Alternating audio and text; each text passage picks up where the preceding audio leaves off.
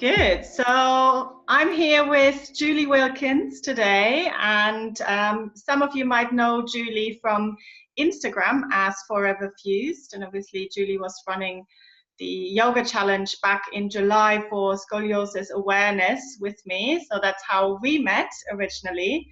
And Julie specializes in yoga for spinal fusion, and I know there's been lots of questions in the Yogaberry community about this topic.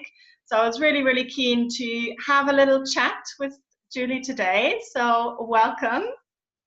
And yeah, if you could tell us a little bit just maybe about your personal story. I'd love to hear about, you've got a fused spine obviously as well, and how you got into yoga.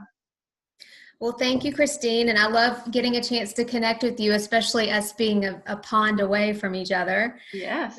You in the UK and I'm in Alabama, the deep south of Alabama. So I think it's really neat that we've been able to connect through social media. But yeah, I'm happy to share my story. I do, enjoy telling it and putting it out there. It's always healing every time you get a chance to tell your story too. So in a nutshell, basically, I was diagnosed with scoliosis quite young, around the age of 7, which is actually termed juvenile idiopathic scoliosis, which is not as common as adolescent scoliosis. So the majority of the cases are diagnosed in the tween or teen years.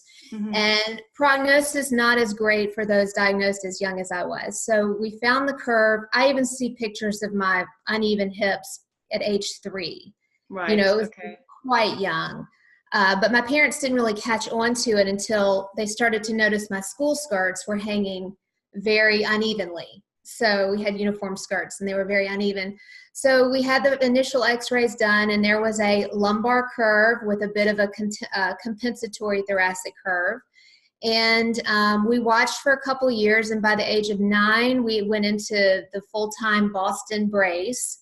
So they're not always using this as treatment anymore, but the brace was a very hard, tight plaster brace that you wore around your torso, and it had to be pulled so tight that the spine was held in a straighter position. Right. And the protocol was 23 hours a day. And so I was 9. I was like starting 4th grade, and I did the best I could. The brace is really challenging emotionally, physically, for a young child to wear. And I'm still playing. I mean, I'm in Alabama where it's very hot, and I was still running around climbing trees and riding bikes and was quite limited with the brace. So long story short, by the time I was 12, the brace really wasn't holding my curvatures. They were continuing to progress. I have a particularly aggressive case of scoliosis, very genetic. I have a lot of family members with severe scoliosis. My brother has also had the surgery. So we have quite a monstrous case. And my parents made the decision when I was 12 to go ahead and do the spinal fusion surgery. That was really the only option. I had 2 curves in the high 50s. And I had not hit puberty. I had not hit my final growth spurt. And so the prognosis for me was really very poor. Mm-hmm. And it really was the only decision at that time. We did get a second opinion. And my parents made the decision for me in 7th grade to go ahead and put me under the surgery, which is extensive, as probably most people know. I had a 13-level fusion from T3 to L3 with hardware that was called Cottrell-Dubosset rods, ED rods, which were just a little bit post-Harrington rods. And here I am 31 years later. Right. Okay. Good. And then how did you get into yoga? Because I would imagine, how old were you when you had the operation? I was in 7th grade. I was 12 and a half. 12 and a half. Very young, yes. So I'd love to know kind of how was it directly after the operation? How long did it take you until you were able to kind of get into exercise? Were you doing exercise before? Well, at that age, you're playing, you're still playing. Yeah. And I was a gymnast. I had to retire gymnastics. And, children rebound from this surgery incredibly well and quickly, and anyone that's facing it, the teens and the tweens, they fare better and they recover better. The adults have a very hard time getting their feet back under them. Big, huge difference. So when I tell you I was back to school in 2 months and back to all activities in 6 months, wow, to a year, I mean, you know, a person over the age of 20 and really over the age of 30, you know, it's a longer process for them. So children bounce back fast. I had one of these very encouraging physicians that said, you can go do whatever you want to do now. I mean, literally gave me like was like, go on, live your life. And in some ways, I'm very thankful for his positivity and his optimism, because I literally did. You know, I played softball all through high school. I was a cheerleader. I got back into dancing a little bit, but not really for very long. And, you know, I've done a lot with my body. I've jumped out of an airplane. I mean, I have done quite a bit. Now, yoga, exercise, yoga didn't come into the picture until my mid-20s. When I was in high school, I was an exerciser. I went to the gym, you know, after school, and I would do the step aerobics classes, and I started weight training. And I've just always had a real love for using and moving my body. I've never been a super athlete. Yeah. But I have always been someone who enjoys embodiment, really. Yeah. Just enjoys feeling and being in my body. And, you know, for many years, I forgot about my back, completely forgot about it. You had to stop gymnastics, however. I did. I was already burned out. I'd started competing and feeling the stress of that. You know, in the 80s, the culture was very different with gymnasts.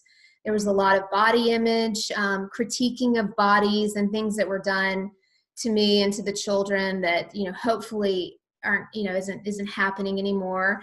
But, you know, I was just really burned out with my coaches. And I think my parents were happy to see that, because they knew I was probably going to have to retire it anyway. Yeah. Okay, good. So you didn't really miss it that much, I guess. The only time I missed it is when I started cheering in high school. I wanted to do my round off back handspring so bad. I worked so hard to learn that.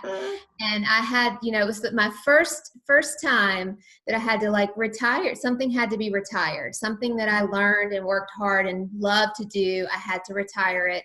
And now that I'm 43, you know, and a yogi to some degree, you know, I've had to learn how to retire things over the years to take care of myself in the best way. And so I'm glad. I have seen children with this surgery flip and tumble and do trampolines, and I just go, eh.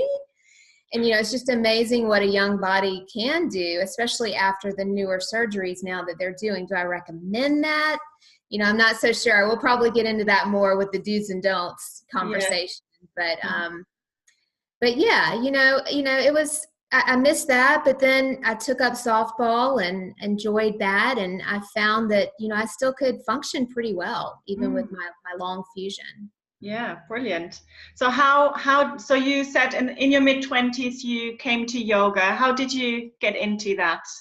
Well, you know, I'd started like my young adult life. I was in a career. I was working full-time as a pediatric occupational therapist. It was a very stressful job, and I was just dealing with the stresses of like single 20-something-year-old working life, you know. And there were a few yoga classes locally, not very many yet here in Alabama at the time. And I just had this real interest in it. And it was kind of sad, because for a number of years when I knew about the classes, I was like, you know, I could probably be good at that. Like, I would never say that now, but at the time I thought, oh, I could probably be good at yoga, but wow, it's too bad I won't be able to do that, because yoga is all about the flexibility of the spine. That's what I just assumed. It's all about the flexibility of the spine, and I'm crazy to think I could even try that. So, oh well, I guess I can't do that.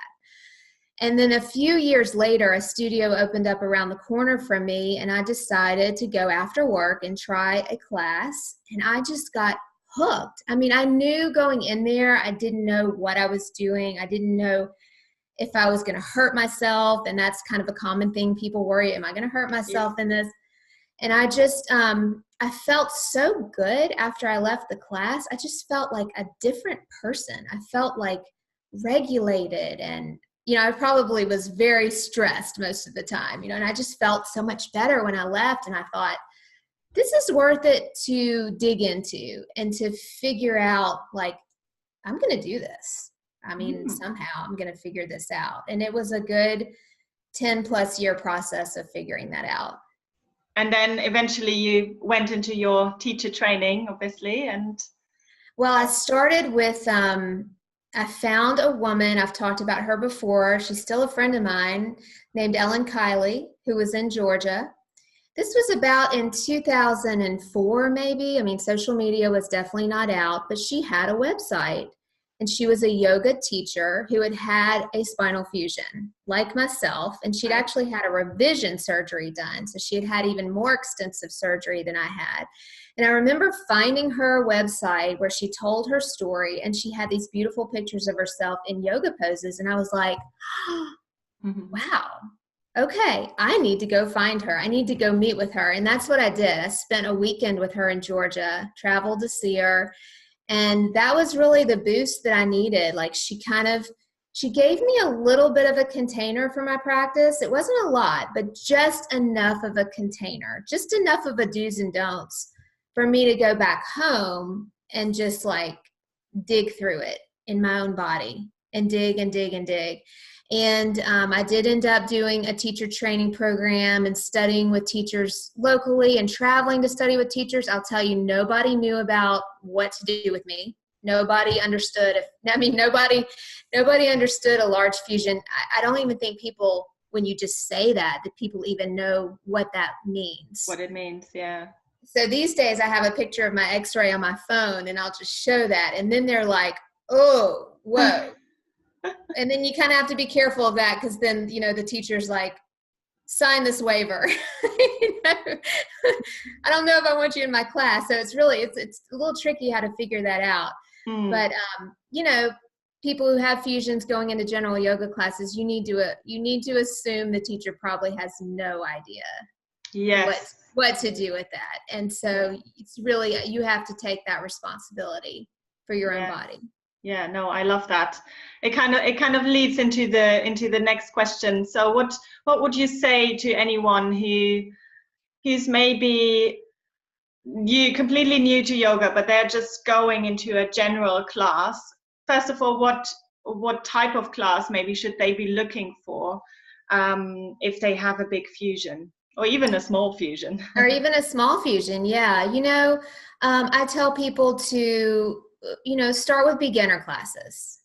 Just learn the foundations of the poses. You know, if what's kind of popular right now is hot power yoga, and it tends to be faster and more intense, and the clientele tends to be a little more type A and driven and competitive, and that may not be the best place to start if you have any body issues that you got to kind of slow down. And, you know, people who tend to be athletic or, you know, have a history of some kind of sport or activity, it's hard for them to slow down, right? To start a little slower. But yoga is something you have to learn. You know, you have to be schooled to some degree. So try to find some beginner or foundation programs or a gentle class. And now I would say, and I've put a pile of resources out on the internet. I've got free things on YouTube. I've got stuff all over Instagram. I've got paid classes now. I've got websites. I've got 2 websites. You can dig around and you can self-study a little bit before you go in and get some information. And you could even consult with me, you know, and try to figure out, all right, I have a fusion. What does that mean for my mobility?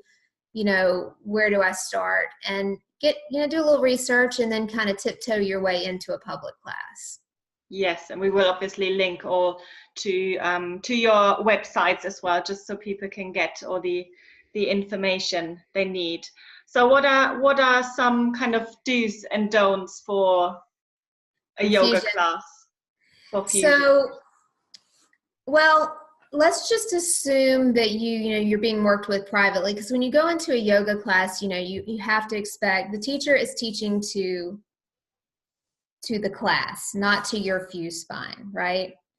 So you've got to figure out how to take the poses and make them adaptable and accessible to your level of fusion.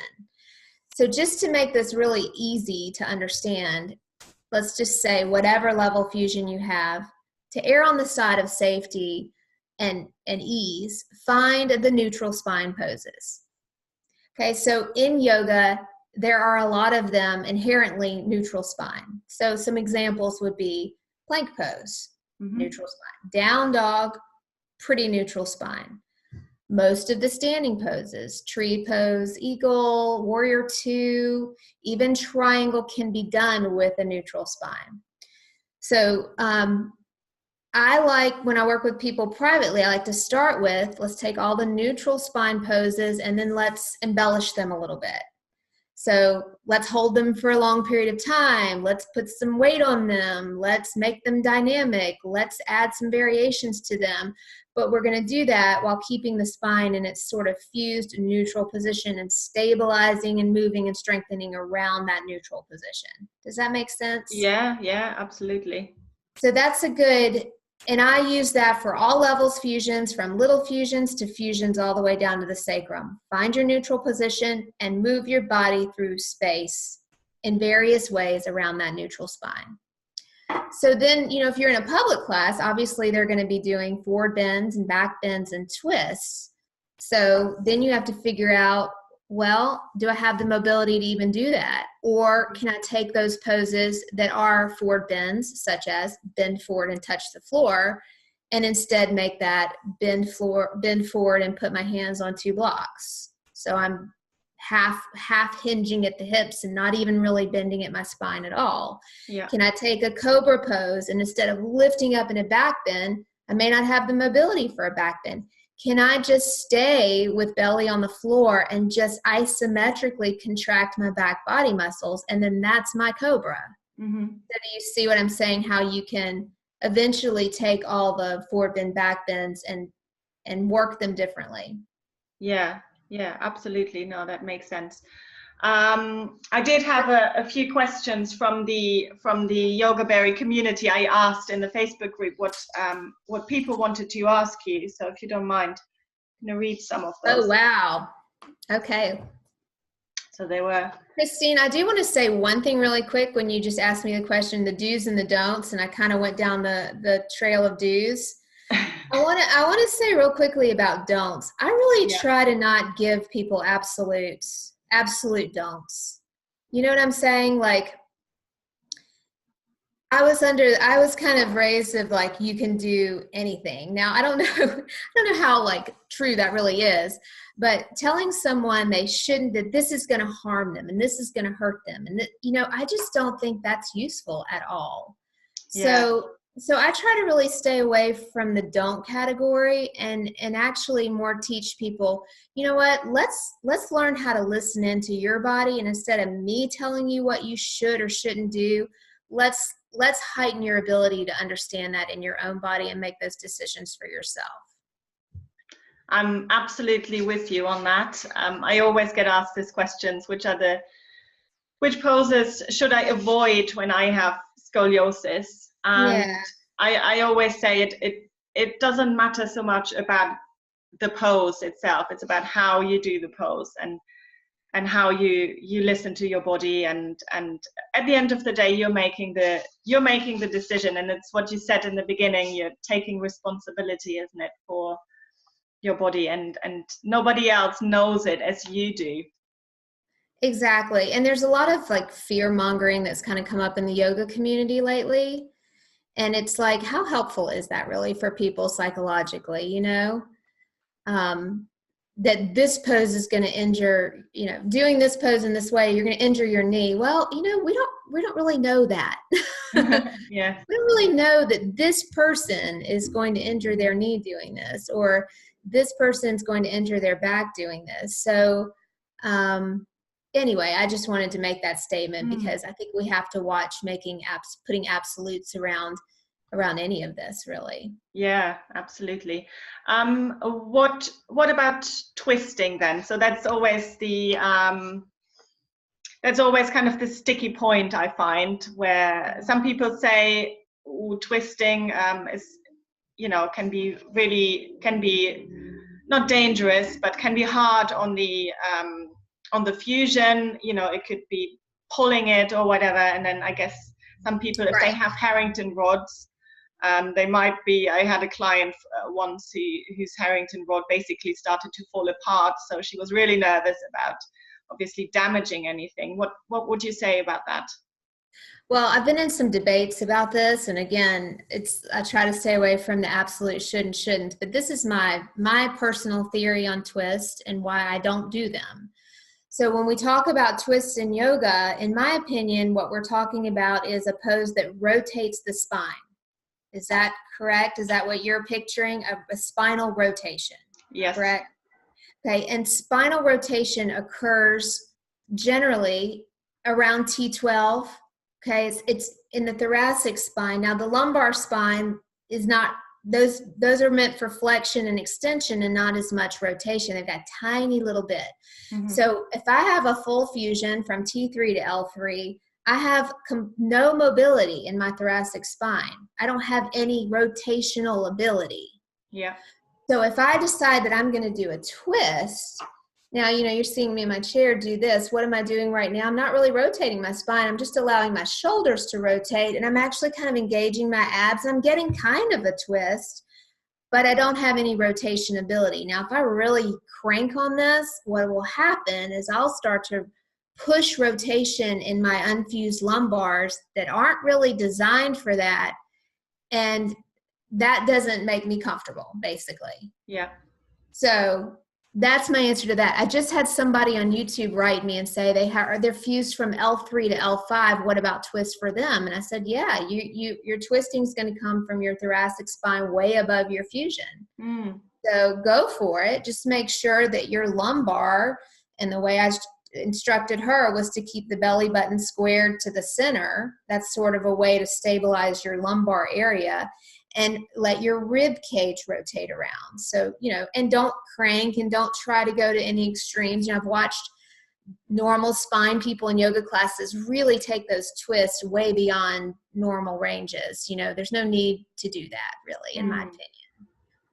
So, and so would you say there isn't even any benefit in even doing the kind of smallest twist for like a long fusion, I mean now? For example, the one I'm thinking of is a supine twist, where obviously you probably won't be able to bring the knees in and then drop the legs over, but maybe where you start with in a constructive resting position, so feet flat on the ground, lying on your back, knees bent, and then maybe just dropping the knees over to one side.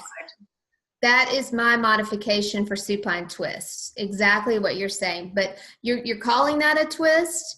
And it is, but you're not rotating the spine. You're really just internally and externally and abducting the hips when you do that. Now you're getting a little bit of kind of an extension here in the sideways, but you're not, versus if you pull your knees into your belly and take them to the side, that is engaging more of a rotation of the spine. What you're talking about is really more hip mobility than actually a spinal twist. And that is the way I do modify those and teach other people to do that too.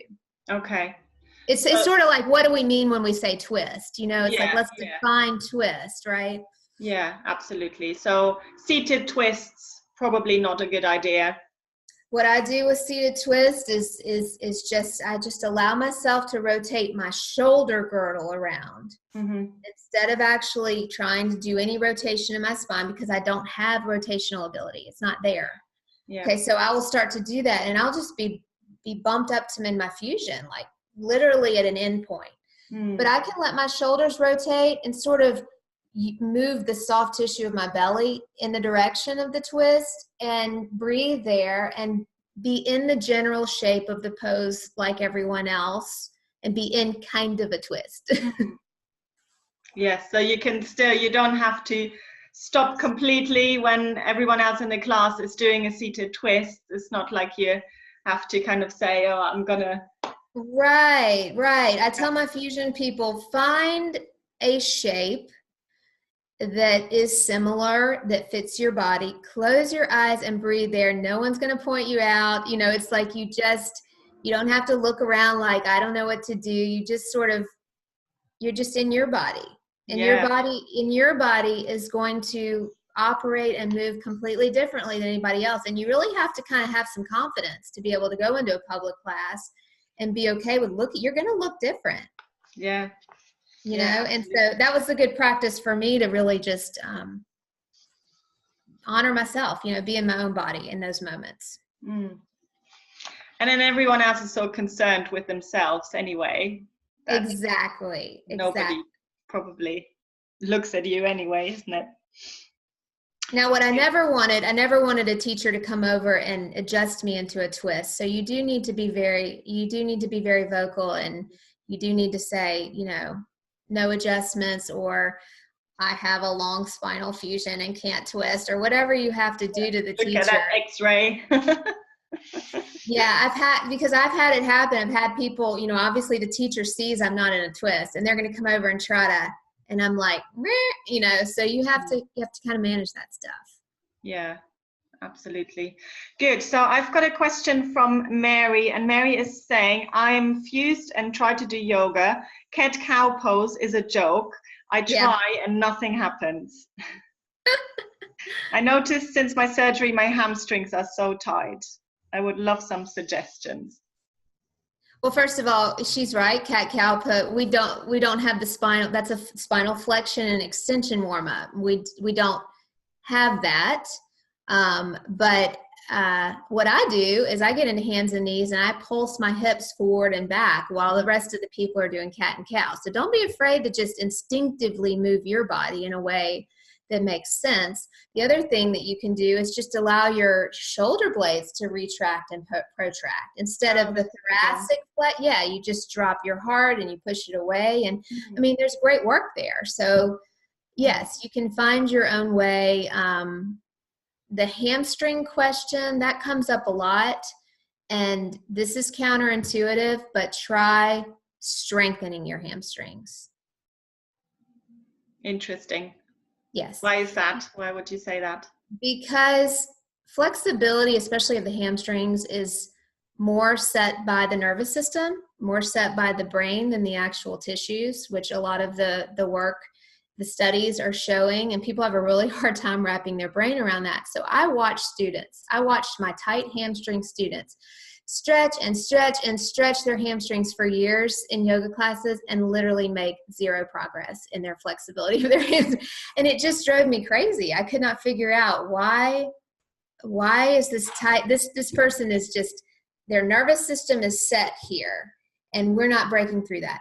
When you take that person and you start to actually strengthen and you send a message to the brain of stability and containment and strength, the brain then says, I'm feeling safer here. I can let go a little bit. So it's a bit of a trick when you're feeling really tight somewhere, is to work on stabilizing it first. I've got this at the moment with my lumbar scoliosis, and I have lots of problems in kind of SI joints and psoas muscle and stuff. And I always feel like I need to stretch, but since I started strengthening, oh my God, it's made such a big difference. Isn't that crazy? And it's like people cannot, in fact, I just had a friend text me the other day. This is just a friend who's doesn't have scoliosis. And she said, I'm having some sciatica. What stretches should I do? And I'm like, why do we assume that we need to stretch pain away? Like, I'm so interested. Obviously, I think a lot about these things. I'm like, where did that come from? And so I said, actually, try to back off of the stretching and let me give you some stability work. Let me give you some strength training for your glutes, for your hips. And I know in my own body that has been miraculous for me. If I've had pain, is to strengthen and stabilize. Now, how do you do that? You have to figure that out. Isometrics is great. But the whole stretching thing, you know, I have found, I mean, what have you found when you've just stretched and stretched and stretched your own weak points? Has that has that really like if there's a temporary release? Yeah, Like I like this image of somebody, I don't know, it must have been a yoga teacher or somebody said it. It's like a knot in a rubber band, and you're stretching, you're pulling, and all that you're doing is just pulling that knot tighter when you're stretched. Yeah, that's a good way to look at it. So actually, and then when you release, it's just going back, but the knot is still there. So I quite like that image, and it's kind of stayed with me. And yeah, I find releasing, so restorative yoga works for releasing muscles. And again, that's probably because restorative yoga relaxes the entire nervous system, not just the soft tissues, the nervous system. And when the nervous system relaxes, everything relaxes. Yeah, absolutely. But yeah, absolutely. The strengthening has just made such a big difference. And a lot of the trends in yoga now, if you keep up with various things, the trend now is stability and strength oriented yoga practices. I think people are starting to realize that we've kind of glamorized and glorified hyperflexibility, and people's bodies long term aren't responding as well to that. And so the pendulum is swinging back, and the practices are looking more dynamic and stabilizing and a little tighter, not quite so big ranges of motion, a little more compact, a little more stability work. And that's where I am in my practice now. Less range of motion, more strength and control and stability and mobility. Yeah, great. So who else have we got? We've got another Mary, a different one, Hutchinson. Should we practice at all if fused through the pelvis? So I did ask her then to clarify, and she said she's fused T3 to ilium. Yeah. That's what I call the real deal full fusion all the way down. It is harder because even with 1 or 2 levels left of your lumbar not fused, there's a huge difference in range of motion. Bigger than I realized until I physically started really looking at these people. What we say fused to the sacrum is generally what we say. It's doable, but all of your poses will be in neutral spine. So if you forward bend, you're hinging from the hips. There's no availability of range of motion anywhere else. You have no back bendability. You are just where you're fused. Does that make sense? Yeah, absolutely. And I sometimes think it would be good for some people who don't have a spinal fusion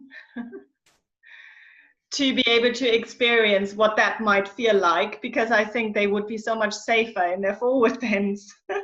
That's so I'm so glad you said that. So as I sort of the end of when I was teaching group classes locally, which I don't anymore, that's how I started to teach people, because I really felt like people were over mobilizing, particularly their lumbar spines. So I started to help just a normal spine person find their neutral and work there throughout an entire practice. And it is doable. You can totally do it. Yeah. But yeah, you're not going to take those deep bends unless you have incredibly flexible hamstrings. Otherwise, you're just hinging from the hips. And so you're not gonna be able to go as far. But yeah, it's doable. And even people who are not fused in their lumbars, that's where people start to wear and tear their lumbar spine from excessive movement and shearing forces. So sometimes, having a period of time where you sort of stabilize that it can be a healthy thing. Yeah. Good. So we've got Linda who's asking, what care needs to be taken for above and below the fused spine? Yeah, so the general, what we're told by our physicians and everybody else is that anytime you have a fusion, you're at higher risk of degenerative issues above and below the fusion. okay? Because the areas that are mobile are going to take all the load. Instead of it being distributed out through the spine, it's going to focus. And usually it's below the fusion that takes the most stress. So it's exactly what we're talking about, is building strength and stability, not over mobilizing those areas, not over recruiting. So when you're in a yoga practice, you know, if you're not mindful of that, you can like over mobilize where you have mobility. That's of course what you're going to do. You're going to find and seek mobility where you can. So you have to be mindful of how far you're going, how deep you're going, how big you're going, and just pull that back in a little bit. Make things a little smaller, tighter, and more compact. Yeah, I love that. Monica, that's the last one. She's saying poses requiring some form of backbend, cobra, upward dog, wheel are impossible for a fused spine. Yeah. It's what keeps us from being able to attend or keep up with general sun salutation based yoga classes. Any alternatives or suggestions what to do instead? Yeah, I mean, for sun salutations particularly, the primary back bend in a sun salutation is cobra, wouldn't you say? Or is there something else I'm missing? Well, she was saying upward dog. Or upward. Okay, so usually you can do cobra or upward dog. Both of those are back bends. In my opinion, what do you think, Christine? Do you think upward dog is a more advanced pose from cobra? People have various. I don't teach upward dog. Yeah, I stopped teaching it as well. Cobra, you just can have more control in cobra. People will just hang in upward dog without a lot of stability there. So let's just take upward dog out.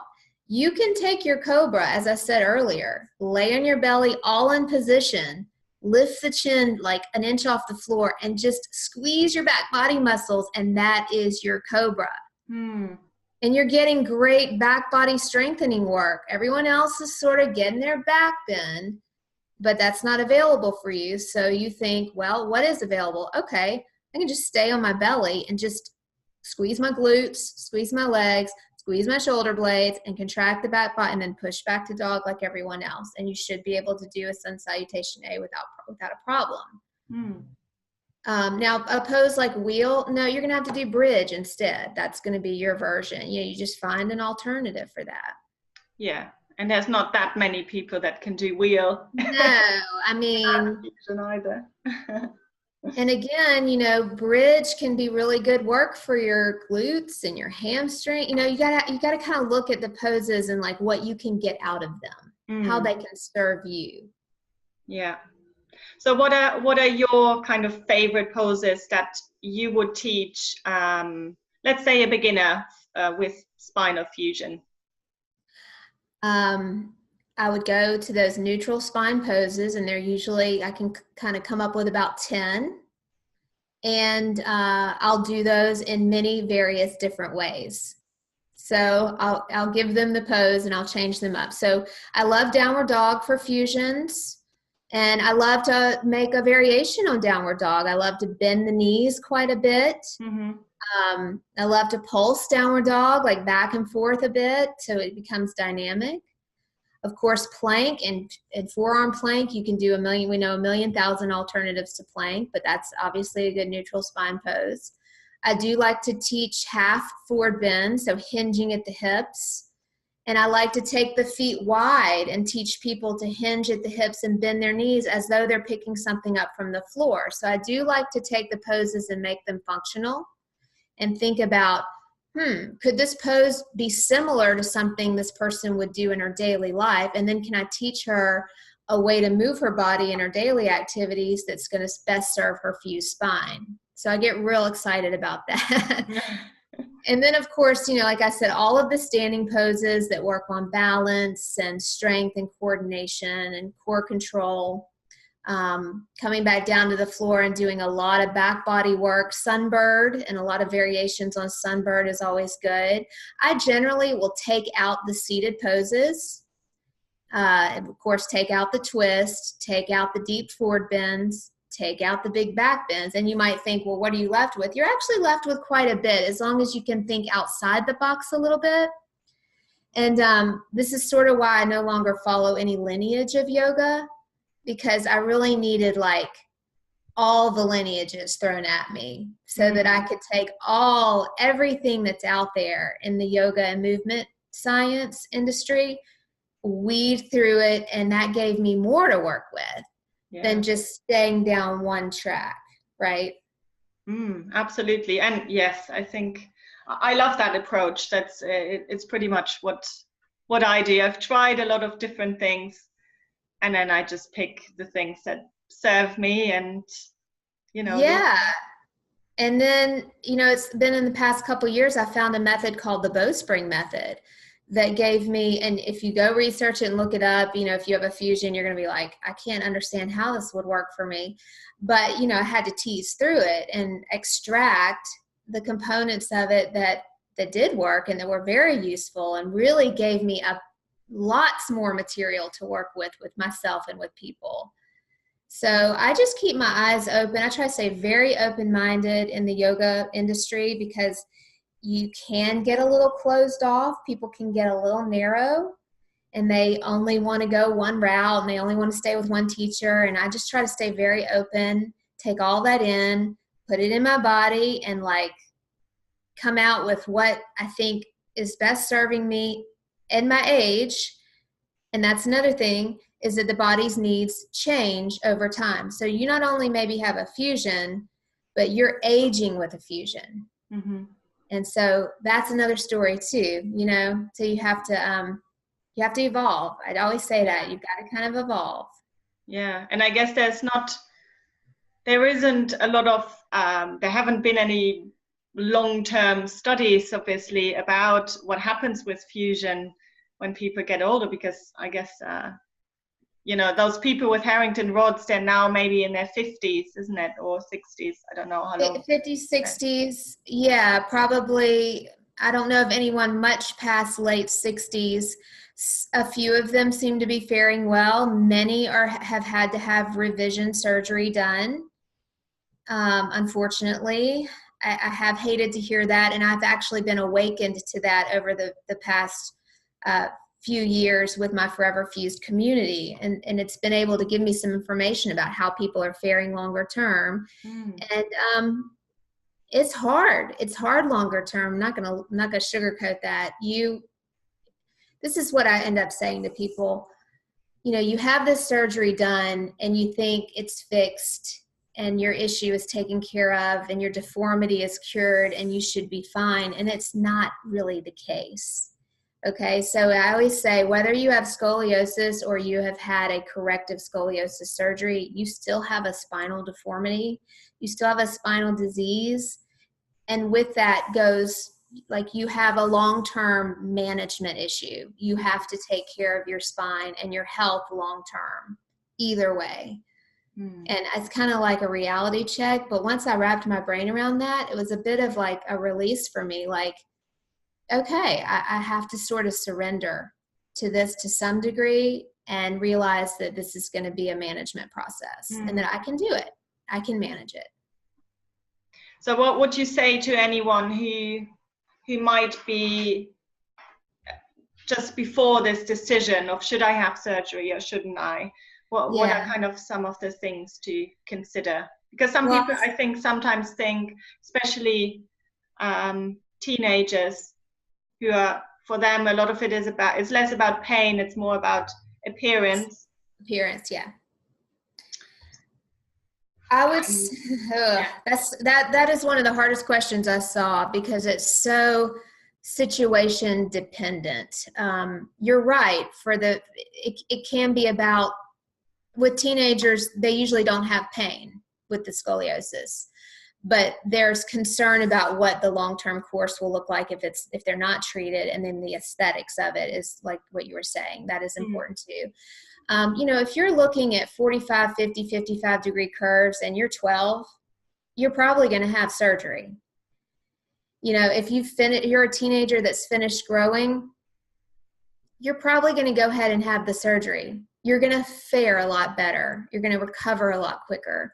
If you're an adult looking at this surgery, this is what I tell my adults. I say, look, you're finished growing, you're not in the high risk categories for continued curvature.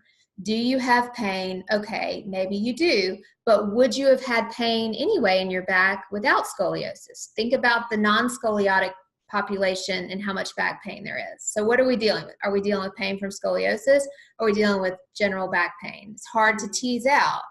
So what I say is, look, give yourself a time frame, maybe a year, and be super dedicated and incredibly serious in that year time with your health. So get involved in physical therapy, find a good yoga therapist, get a good chiropractor on board, get some acupuncture on board, get a good massage therapist, build your team and build your toolkit out, and dedicate yourself to taking care of your back like you would never do, that you would never do. I mean, you just go to the extreme of it and give yourself that period of time to see how you do. Okay, so maybe you discover in that year that with these conservative but active treatment strategies, you're out of pain or you have very little pain. So can you then live with that? Can you keep that up? Can you maintain that? Do you have the confidence to be able to manage your scoliosis long term? And so what I hate to see is people just very quickly have a pain flare with their scoliosis and say, well, I'm going to have corrective scoliosis surgery and then I won't be in pain anymore. You won't be in that pain anymore, but you'll have other pain. Right. Okay. So, you will have other pain, and you may have pain that lingers a lot for your life and from having this done, having the hardware and such. So, I know it's a really hard decision, but I think people do need to take the surgery very seriously. Great. Thank you very much. How can people get in touch with you? How can people find you? You can just Google my name, Julie Wilkins, even put Julie Wilkins Yoga, and you can find, I've got 2 websites. One is really specific to scoliosis fusions, and that's called foreverfused.com. And then one is my personal website where I provide services for all back care and fusion cases, and that's Alignment Paths. But you can Google my name and find that. And then I'm on Facebook under those names and Instagram as well. So I'm happy to answer emails. I'm also on YouTube at Julie Wilkins. I have a few different names everywhere. I haven't consolidated myself, which is not good marketing, but I change things all the time. As long as we can find you, it's fine, isn't it? Yeah, it's pretty easy to find me, actually. I'm all over the internet. Good. And you offer online courses, is that right? Or? Yes, I have classes, online classes that are pretty reasonable in price, $15 to $20 a class. They're downloadable, and I have little snips and previews of that for free on my Instagram account. And then I work with people privately through Skype all over the world. Brilliant. Good. Well, you probably saw it was getting darker and darker here in the UK. Yes, we're just getting going here. You're just getting going, yes. Thank you so much. I really enjoyed the conversation. Thank you. I feel like I learned a lot, and I love watching your little videos on Instagram as well. It's always great to, even if obviously I don't have spinal fusion, but it's just a great inspiration for changing up your practice, isn't it? And just keeping you inspired and motivated. Yes, I like to be creative, and I do think all bodies do the best with novelty and diversity. So I would say, as a last tip, if you find yourself just kind of stuck in doing the same thing all the time, give your body something new to process. Give yourself a new challenge, a new way to move. Put some load, put some weight on top of it, and I think throwing diversity at the body is a good thing. I think the body responds well to that for the most part. Great, I love that. Excellent. Thank you so much, Julie. It's a real pleasure to talk to you. Thank you so much. Good to see you. All right, thanks. Okay, bye-bye. Bye.